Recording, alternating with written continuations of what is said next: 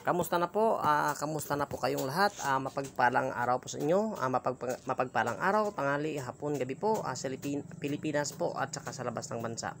Marami ang nagtanong sa akin, Kabiboy, mayroon ka pa bang mutya ng langka? O buto po ng langka na nagiging bato o sa hilonggo, lisos ang langka nagihimo bato. Ano daw ang kanyang kapangyarihan? Ito na, ipapaliwanag ko po ang kapangyarihan po ng buto ng langka na nagiging bato o liso po. Yan po, kung mayroon po kayong buto ng langka, ay maganda po yan talaga sa negosyo. Kaya ang iba, mayroong mga malaking negosyo, kagaya po ng sari-sari store, bago po sila mag-open ng negosyo, ay nagpapakain talaga sila ng, ng jackfruit po itong langka na yan.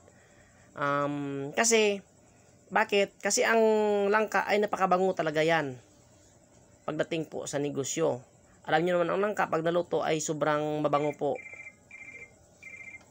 Yan, napakabango. Kaya, pwede nyo bang piliin dyan? Yan tawag ko yan.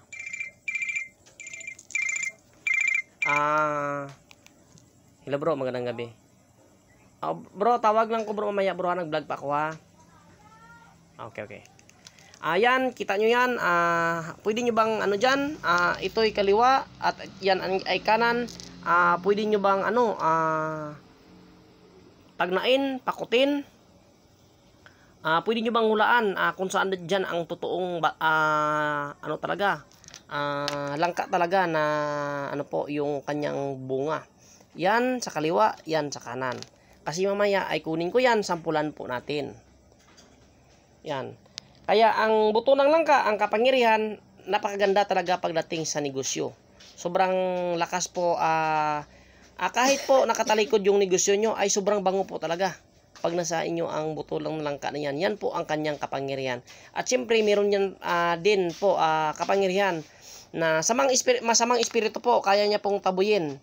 Ang gawin nyo po ay ilagay nyo lang sa isang basong tubig, ilagay nyo dyan mga kalahating oras o isang oras o 20 minutos at saka inumin. Yan po ay may kapangyarihan din sa sa kulam. At maganda yan sa babaeng buntis na nahihirapan po mga anak. Yan po ay ilagay sa tubig ng 20 minutes po at saka inumin. At napakaganda po ang buto ng langka. Sa gayuma po, kung babae ka, habulin ka ng laki. Kung bayot ka, ay habulin ka ng aso. Yan po ang kapangyarihan ng buto ng langka. Kaya pwede mo yan gamitin sa gayuma, ang buto ng langka. Kaya ito na, ipapakita po natin kung saan ba talaga ang totoo na buto ng langka. Yan po ang tinatawag na mutya. So bali yan, kainin natin. Yan, kasi napakatamis at napakasarap ito. Masarap. Kaya ito na. Ipapakita ko na kung saan ba ito ang mutya na langka. Ito ba? Yan. O ito ba? Tingnan nyo po, parang langka talaga yan. Yan, langka talaga, buto ng langka. Yan, ito ba?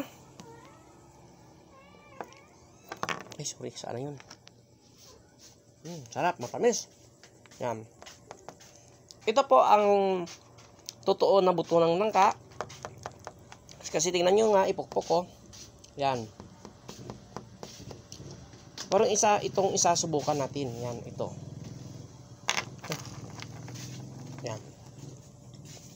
Ito po ay bato. Yan. Kasi nga, mutya ng langka.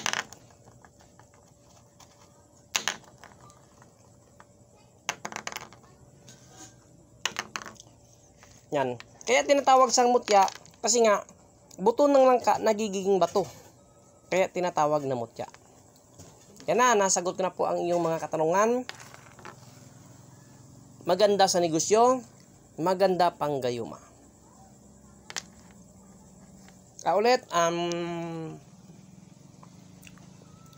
Kung hindi nyo gusto ang video na ito, huwag nyong tingnan.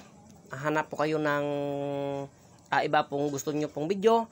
At siyempre, respeto po talaga. Palagi ko yan sinasabi. Kasi nga wala tayong inaapakan. Respeto po talaga sa kapwa nating mga nagbibinta po ng mga mutya, mga agimat. Respeto po ulit sa kapwa manggagamot, mga antingero, mga maestro sa naglihim po ng aral ng karunungan, ay respeto po. Nirespeto ko po ang inyong ginagawa. Sana po ang akin ay respeto din nyo din po. Kasi nga ang katwiran ko ay hindi po ako nangingialam po talaga ng mga antingeros dyan o mga antingeras. Mga antingera po. Yan. Sa interesado, buto ng langka, nagiging bato.